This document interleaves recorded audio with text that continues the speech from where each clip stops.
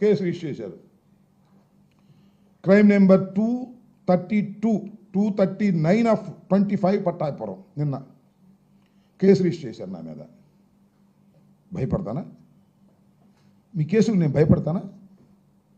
భయపెట్టాలని అనుకుంటున్నారు కదా మమ్మల్ని మీరు. వైఎస్ఆర్ కాంగ్రెస్ పార్టీలో ఉన్న నాయకుల్ని ఎఫ్ఐఆర్లు పెట్టి భయపెట్టాలని మీరు ప్రయత్నం చేస్తున్నారు అంతేగా. మీ కేసులకు these are all false cases. నేను వెళ్తుంటే నన్ను మధ్యలో ఆపి మీ విధులకు నేను అడ్డం వచ్చానని చెప్పేసి నా మీద కేసు రిజిస్టర్ చేశారు. నా మీదను వినోద్ అని విద్యార్థి నాయకుడి మీద. ఈ కేసులకి మేము భయపడతామా? డోంట్ కేర్ అంటున్నా. చట్టంలో తేల్చుకుంటాం.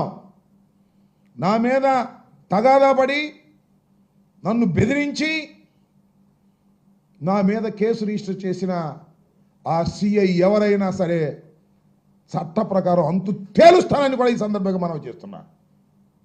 చాలామందిని చూశాను నేను, సిఐల్ని, ఎస్ఐల్ని, డిఎస్పీల్ని.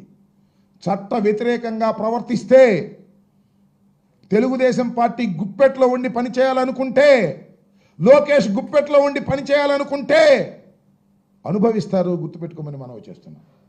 రోజులు ఎప్పుడు ఇలాగే ఉండవనేది కూడా ఈ సందర్భంగా గుర్తు చేస్తున్నా నేను. We don't care all these things. ఇంతకుముందు కూడా కేసు పెట్టారు అక్కడే, సేమ్ సెక్షన్స్తోనే. ఏమయ్యా, నా మీద అయితే అంత స్పీడ్గా పెట్టేస్తారే.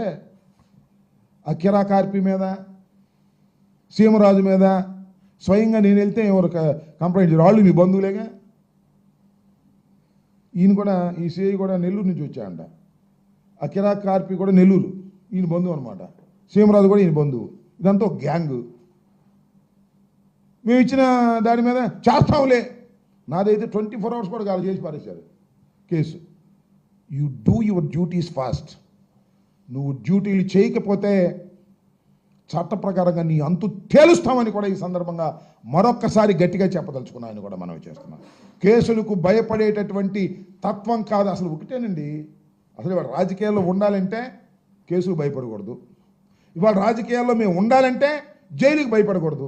ఆ రెండు నిర్ణయించుకునే రాజకీయాల్లో ఉన్నామని కూడా ఈ సందర్భంగా నేను చెప్పదలుచుకున్నా.